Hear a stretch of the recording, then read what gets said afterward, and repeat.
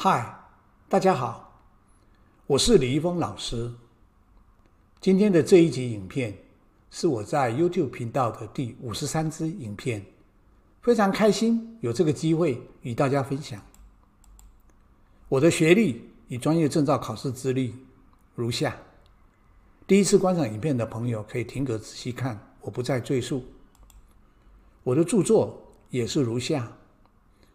第一次观赏影片的朋友也可以停格仔细看，我也不再赘述。今天我要讲的是2020年 CFA Level I 衍生性金融商品这个科目呢，占了5到8%。那么我今天要讲的这个 reading 呢，是第48篇 reading，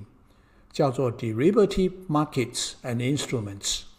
就是衍生性金融商品市场与工具。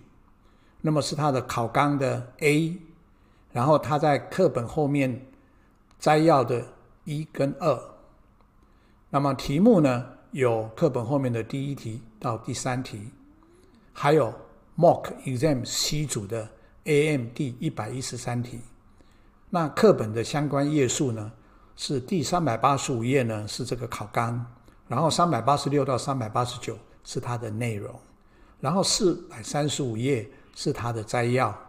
然后438是它的题目，445是它的解答。好，我们先看这个考纲 A 哈，它要你定义衍生性金融商品，而且要能够区别交易所交易的跟店头市场的衍生性金融商品。那么英文是 Define a derivative and distinguish between exchange traded and over-the-counter derivatives。好，我们先看第一个摘要。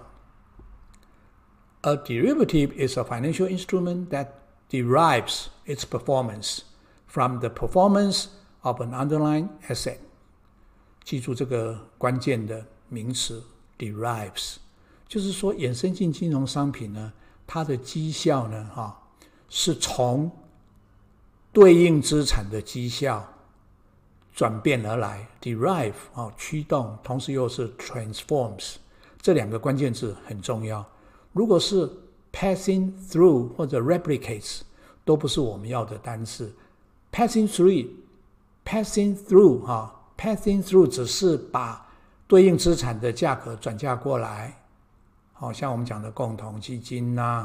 或者是像我们讲的这个交易所交易基金都是这样子。就是呢，这个基金它本身的持有的资产的那个价值，直接把它转递过来passing through 过来，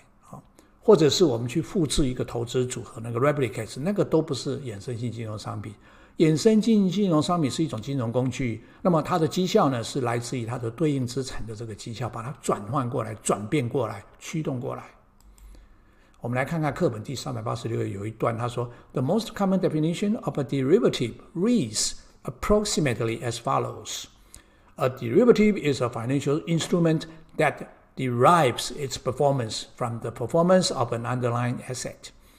就是最常见的定义，就是我们在讲衍生性金融商品最常见的定义呢，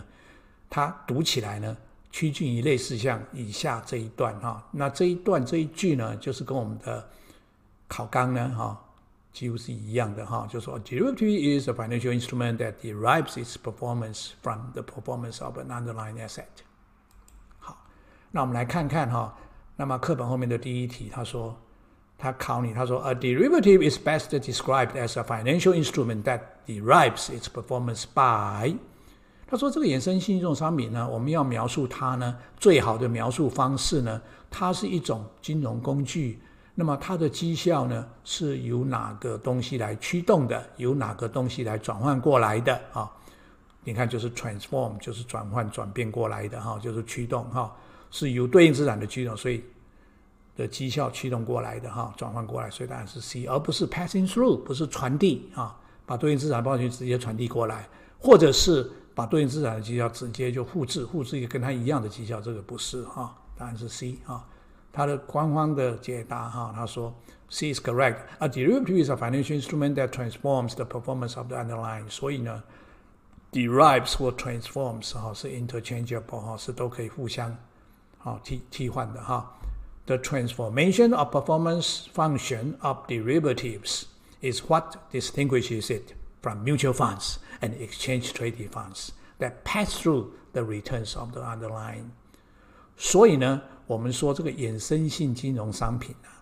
它的那个绩效的那个转变、转换的那个功能啊，那个函数啊，是跟共同基金还有交易所交易基金，他们这两种基金呢，只不过是把对应资产的报酬率啊转嫁过来，传递过来 pass through 而已，那是不一样的，要区别开来。所以他说 A is incorrect because derivatives in contrast to mutual funds and exchange traded funds do not simply pass through the returns of the underlying at payout 在最后到期日的这个 payoff 的那个到期日价值在要决定说是不是要付款的时候并不是直接就把对应资产的报酬率直接传递过来而已不是没有那么简单B is incorrect because a derivative transforms rather than replicates the performance of the underlying 所以不是复制对应资产的绩效要把它转换转变要把它驱动要把它转换过来好，再看386页课本他说 for example 有一段这样讲他说 it can also describe mutual funds and exchange traded funds which would never be viewed as derivatives, even though they derive their values from the values of the underlying securities they hold. 例如我们同时在描述共同基金跟那个交易所交易基金的时候我们永远不要把它视为是一种衍生性金融商品即使它看起来它好像是这些共同基金也好这些交易所交易基金也好像他们的价值好像也是由这个对应证券就是他们所持有的对应这个基金所持有的对应证券的价值而驱动过来的但是呢不是因为他们是直接 pass through 直接把他的那个报酬率直接转嫁过来直接传递过来而已没有转换没有 transform transform 会比 derive 更清楚好，我们看看2019年 MOOC 的 C 组的 AM 的第113题他说 Which of the following is least likely to be an example of a derivative 他说下列哪一个最不可能是一个衍生金融商品的例子那我们一看知道就是 A 嘛交易所交易的基金因为这不是衍生性金融商品它只是传递它只是转嫁过来而已所以不是 transform 它不是真正的 derives B 跟 C 呢都是衍生性金融商品因为 a contract to sell Alphabet Inc.'s shares at a fixed price 不管是衍生性金融商品的衍期契约期货契约或者是选择权它都是一种契约然后它会讲定那个价格然后在未来交易这个 Alphabet Inc. 这家公司的这个股票的那个价格事先讲定这个就是衍生性金融商品C. A contract to buy Australian dollars at a predetermined exchange rate 事先讲定一个汇率然后呢这个契约呢就是你到时候你可以买 Australian 元那这个呢也是衍生性金融所以答案是 A 交易所交易基金不是 least likely 不是衍生性金融商品答案是 A Although an exchange traded fund derives its value from the underlying asset it holds it does not transform 来了要把这个 derives 跟 transform 再把它强烈的让大家知道它是有转换有转变过来而不是只是传递而已如果比较消极的去解释 derives 的话变成只是把它转嫁过来传递过来而已那 transform 就比较强烈同样是 derive 的意思但是这个已经有转变转换过来的意思B is incorrect because a contract to sell Alphabet Inc.'s shares transform the performance of underlying shares of Alphabet Inc. and is an example of an option derivative 所以因为它已经把它转变把它转换把对应资产股价这个 Alphabet 公司的股价已经把它的绩效呢经过转变转换过来的一个契约那这里可以是选择权衍生性金融商品可以是衍期契约可以是期货契约衍生性金融商品好 C is incorrect because a contract to buy Australian dollars transform the performance of the underlying currency and is an example of a currency derivative 所以一样这个 Australian 元的一个契约它等于是把对应的这个货币的绩效呢，把它转变过来，把它转换过来，经过一个 transform 的一个企业，所以也是一个货币的衍生性金融商品的例子。好，我们来看看第二个摘要The underlying asset called the underlying trades in the cash or spot markets and its price is called the cash or spot price。 好，我们对应资产呢，它其实就是现货这个对应 underlying 这个现货就是 spot 或者是 cash 那么这个 cash 跟 spot market 就是指这个现货交易的市场。那么它的交易价格呢，我们就是现金价格或者是现货的价格这是对应资产不一样我们的衍生性金融商品是在衍生性金融商品的市场，不是在现货市场那个现货市场的价值是针对我们的对应资产，然后我们再把那个价值经过 transform 经过转换转变成为我们衍生性金融商品的价值它的绩效。好，我们来看看课本的例子第一个例子他说 Which of the following is the best example of a derivative？ 一直在强调下列哪一个才是最好的衍生性金融商品的例子你看 A 共同基金不是这是 pass through， 这是传递那是转嫁不是 transform B a non-callable government bond， 这个也不是，因为这是一个现货C a contract to purchase Apple computer at a fixed price， 这个就是一个衍生性金融商品的企业，当然是 C C is correct. The mutual funds and government bonds are not derivatives. A government bond is a fundamental asset on which derivatives might be created, but it is not a derivative itself. 所以它是一个对应资产，是一个现货它不是衍生性金融商品本身A mutual fund can technically meet the definition of a derivative, but as noted in the reading, derivatives transform the value of a payoff of an underlying asset 所以呢，共同基金它并没有转换它只是传递所以它是比较弱势的 derives 应该是要 transform 比较强势的 derive 就是 transform 应该是把它转变过来那 mutual funds merely pass those payoffs through to their holders， 所以它虽然也是一种 derive 的一种，但是它是属于比较弱势的没有 transform 直接 pass through 的好，第二例子 Which of the following is not a characteristic of a derivative？ 下列这三个哪一个不是衍生性金融商品的特性A 是 an underlying 衍生性金融商品有对应资产B a low degree of leverage， 这个就不对了它不是低杠杆很多衍生性金融商品所以会这么的盛行，就是因为它的价格比现货价格低很多，甚至像一些衍期企业甚至一开始都不要拿保证金出来只有像期货企业或选择权企业如果是在交易所交易的才需要缴一部分的保证金所以呢你用很少的钱就可以玩大的现货的价格的变动所以呢是一种高杠杆，所以 B 呢不是它的这个 not derivative 的特性，它应该是 B。C 它也是有双方，有买方跟卖方所以 A 跟 C 都是它的特性之一，那 B 就不是了答案是 B is correct. All derivatives have an underlying and must have a buyer and a seller More importantly, derivatives have high degrees of leverage, not low degrees of leverage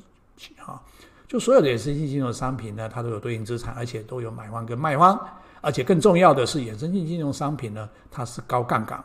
而不是低杠杆。好，第三个例子 ，Which of the following statements about derivatives is not true？ 下列哪一个有关这个衍生性金融商品的陈述呢，不是真实的？A. They are created in the spot market。OK， 这个就有问题了因为他们不是在现货市场交易，他们在衍生性金融商品市场交易，所以答案就是 A 这个不对。B 是对的，为什么？因为 they are used in the practice of risk management我们就是用这些衍生性金融商品来做风险管理我们有现货，那我们想要避险，所以我们就会用这些衍生性金融商品来避险所以在风险管理会用到。They take their values from the value of something else 就是他们把这个价值呢是从别的东西的价值 transform 过来强势的 derives 过来好，所以呢，他说 not true 当然就是 A 了哈 ，A is correct. Derivatives are used to practice risk management and they derive their values from the value of something else, the underlying. They are not created in the spot market, which is where the underlying trades. 所以解答说，衍生性金融商品是用来操作这个风险管理的，而且呢，它们的价值呢，是由这个其他的东西的价值转换过来的，derive 过来，强势的 derive 转换 transform 过来的是从这个对应资产的价值转换过来的它们并不是在现货市场产生创造的那现货市场呢是对应资产在交易的地方。好，课本387页有一段说 Derivatives are similar to insurance in that both allow for the transfer of risk from one party to another. 好，衍生性金融商品呢跟保险公司很类似呢，类似的地方是这两者呢他们都呢从一方把风险转换给另外一方As everyone knows, 正如同每一个人都知道的 Insurance is a financial contract that provides protection against the loss. 我们所以要去买保险，这是一种金融的契约。那么这个保险呢就可以提供呢对抗损失的保护。The party bearing the risk purchases an insurance policy. 承担风险的一方呢就买这个保险单which transfers the risk to the other party, the insurer, for a specified period of time. 这个保单呢就是把一方的风险转嫁给另外一方那就是转给谁呢？就是给保险公司就是有一段期间你买保单买定期的保单就是一段期间The risk itself does not change, but the party bearing it does. 风险本身还在并没有改变，但是承担风险的那一方呢改变了Derivatives allow for this same type of transfer of risk. 那衍生性金融商品呢也是允许相同类型的风险移转那文章课本内还有很多，有兴趣的可以打开387页仔细的把那一段看一下，我这里就不再赘述好，我们来看课本方面第二题。他说 Derivatives are similar to insurance in that both. 好，他说衍生性金融商品跟保险公司类似的是，这两者呢都是允许把一方的风险移转给另外一方当然就是 B 那么它并不是一个无限的寿命我们寿命还是有限的不是无限的Allow for the transformation of the underlying risk itself. 并不是把对应资产的风险改变不是，只是把它移转从一方转给另外，所以答案应该是 B B is correct. Insurance is a financial contract that provides protection against loss. 保险是提供对抗损失的保护的一种金融契约。The party bearing the risk purchases an insurance policy which transfers the risk to the other party.The insurer for a specified period of time. 这个就是从课本的内容来的就是说承担风险的一方呢买保险买保单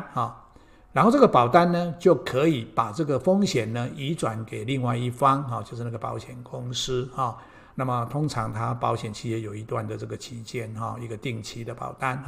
The risk itself does not change. 风险本身没有改变but the party bearing it does.但是承担风险的那一方呢改变了 Derivatives allow for this same type of risk transfer. 衍生性金融商品也是允许这种相同类型的风险移转 A is incorrect because derivatives like insurance have a definite as opposed to indefinite lifespan and expire on a specified day 因为这个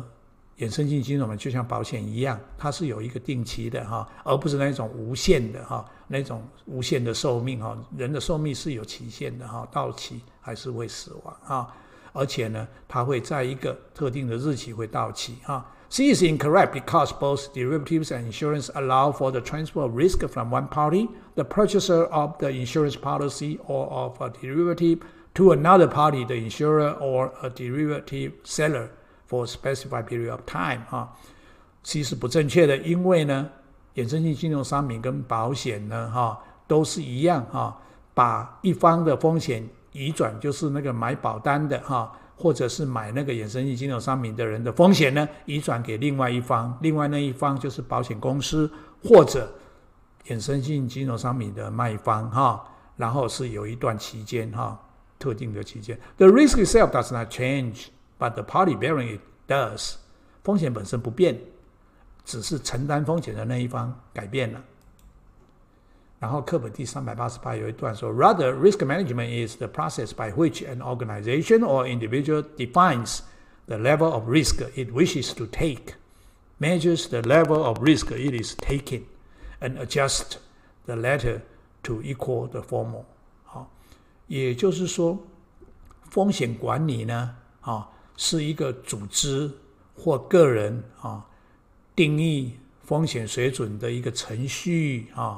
就是定义呢他所想要承担的风险的水准的程序衡量他所承担的风险的水准的一个程序，而且他是调整他所承担的那个风险呢，把它调整到他所想要承担的风险的水准的一个程序课本有这么一个定义，这个所谓风险管理就是我们怎么用衍生性金融商品来做风险管理呢，就是这个程序好，所以有一题课本后面第3题说 A beneficial opportunity created by the derivatives market is the ability to， 他说这个衍生性金融商品市场所创造的有利的一个机会呢，是呢它有什么样的能力呢？ A 说 Adjust the risk exposure to desired levels， 就是课本讲的这一段后面这里就是 Adjust the latter 就是你所承担的风险后面这个你所承担的风险 to equal the former， 前面呢是你所想要承担的风险水准，所以这一句呢就是 A 调整曝险额到你所想要承担的曝险，答案就是 A。 这个就是因为这样，所以衍生性金融商品市场呢就是有这个有利的机会B. Generate returns proportional to movements in the underlying， 不一定因为衍生性金融商品它有时候它的报酬率不一定是跟对应资产的这个变动是完全等比例的，不一定所以这个不是我们的答案。 C. Simultaneously take long positions in multiple highly liquid fixed income securities， 不一定不一定说这个衍生性金融商品都是同时呢又要多投多种高流动性的固定收益证券，不一定所以 A 比较好A 是我们的答案。 Derivatives allow market participants to practice more effective risk management, a process by which an organization or individual defines the level of risk it wishes to take, measures the level of risk it is taking, and adjusts the latter to equal the former。 这个我前面讲过了，就不再赘述。B is incorrect because derivatives are characterized by a relatively high degree of leverage, meaning that participants in derivatives transactions usually have to invest only a small amount as opposed to a large amount of their own capital relative to the value of the underlying。 所以呢它是一种高杠杆的，就你拿出来钱是很少的，但是呢你对照的对应资产的价值却是很高，所以那个比例其实是不成比例的This allows participants to generate returns that are disproportional as opposed to proportional to movements in the underlying， 所以它是不成比例的C is incorrect because derivatives are not needed to copy strategies that can be implemented with the underlying on a stand-alone basis。 所以 C 也不正确，因为呢衍生性并不需要完全复制可以用对应资产单独可以执行的那种策略。 Rather, derivatives can be used to create strategies that cannot be implemented with the underlying alone。 所以衍生性比较好，就是说它可以用来创造的策略呢是没有办法用对应资产而单独来执行就可以达到的策略Simultaneously taking long positions in multiple highly liquid fixed income securities is a strategy that can be implemented with the underlying securities on a standalone basis。所以呢，你同时呢采取许多种不同的高流动性的固定收益证券的这样子的一个多头部位呢，这种策略呢，其实你只要单独使用对应证券就来执行就可以了不需要用到衍生性金融商品。今天的影片就到此，谢谢您的收看，也欢迎您的订阅分享。See you next time. Bye bye.